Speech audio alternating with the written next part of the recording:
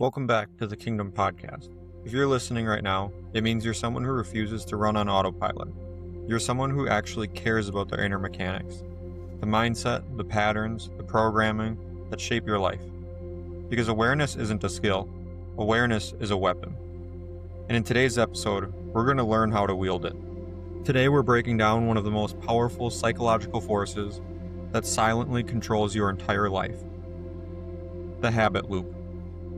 The system your brain uses to decide what you do, how you react, and who you ultimately become. This is where identity, behavior, and belief all collide. Let's get into it. Here's how the habit loop works. Every habit in your life, the good or bad, follows the same three-part pattern: cue, routine, reward. It's simple, but it's also one of the most powerful mechanisms in the human brain. Think about it. You feel stressed, that's the cue. You scroll your phone, that's the routine. You feel distracted or relieved for a moment, that's your reward. Or, you wake up, that's the cue. You go to the gym, that's your routine. You feel proud, energized, and aligned, that's your reward. The habit loop doesn't care what the habit is. It only cares about the reward your brain gets at the end. And here's the crucial part. Your brain is always trying to automate whatever it thinks keeps you safe, comfortable, or in control, even if it's not good for your future. That's why you can want change, but still run the same patterns.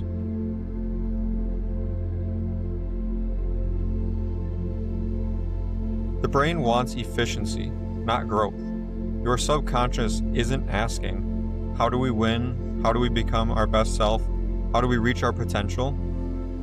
It's asking, what's predictable? What's familiar? What keeps us comfortable right now? This is why most people stay stuck. Not because they're weak, but because they're running an efficient loop that keeps producing the same identity. But once you understand the loop, you can disrupt it and rebuild it in a way that actually serves your future.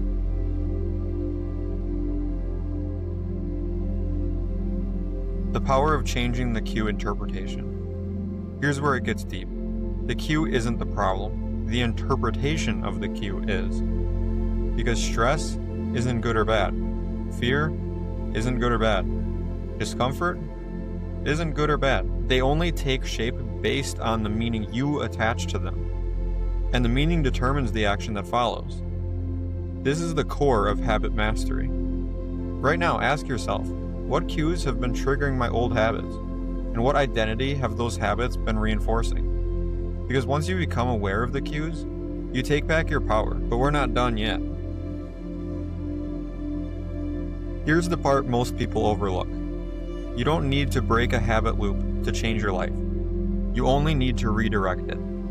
Because the cue is usually not the problem. The cue is just life happening. It's the meaning you attach to the cue that determines the action that follows. If the cue is stress, you can either say, this is too much, or this is my signal to level up. If the cue is fear, you can either freeze, or you can say, this is a sign I'm stepping into something bigger. If the cue is discomfort, you can avoid it, or you can interpret it as the feeling of growth. Most people think habits start with action. They don't. They start with interpretation. Change the interpretation and you change the action. Change the action and you change the reward. Change the reward and you reshape the identity that follows. This is why high performers aren't superhuman. They've just trained their brain to attach empowering meanings to the same cues other people collapse under. It's not about being better, it's about seeing differently. So ask yourself, what meaning have I been attaching to my cues? And what new meaning would the future me apply instead? Because the moment you change the meaning, the old loop loses its power. And a new loop, one that aligns with who you're becoming, starts to take over.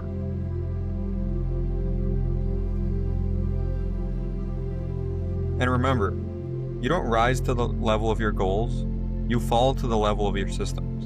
And your systems are built from your cues, your meanings, and your habits, your identity. Every time you choose the empowered interpretation, every time you follow through on the new routine, you cast a vote for the person you're becoming. This is how the loop becomes a ladder that leads to your highest self. And here's the thing you need to remember as you move forward.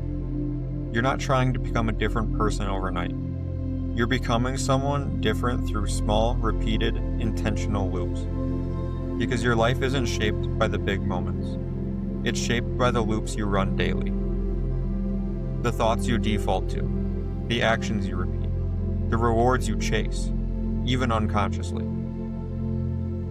And once you understand that, you stop beating yourself up for where you are and start taking ownership of where you're going.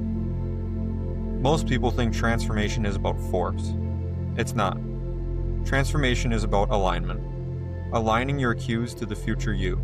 Aligning your actions to the identity you're stepping into.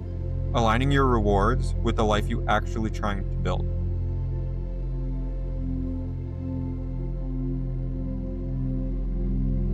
And when you begin living this way, something powerful happens.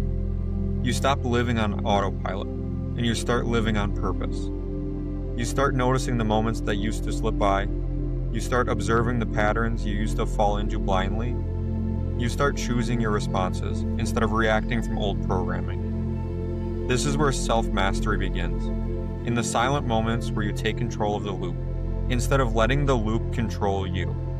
Because the truth is, you're only one changed loop away from a completely different life. If this episode hit home and you're ready to start rewiring your habits at the identity level, come join us inside the Kingdom Trading Academy on School. Surround yourself with people who are leveling up their beliefs, their habits, their identity, and their future. Until next time, keep your faith strong, keep your mindset sharp, and keep building your kingdom.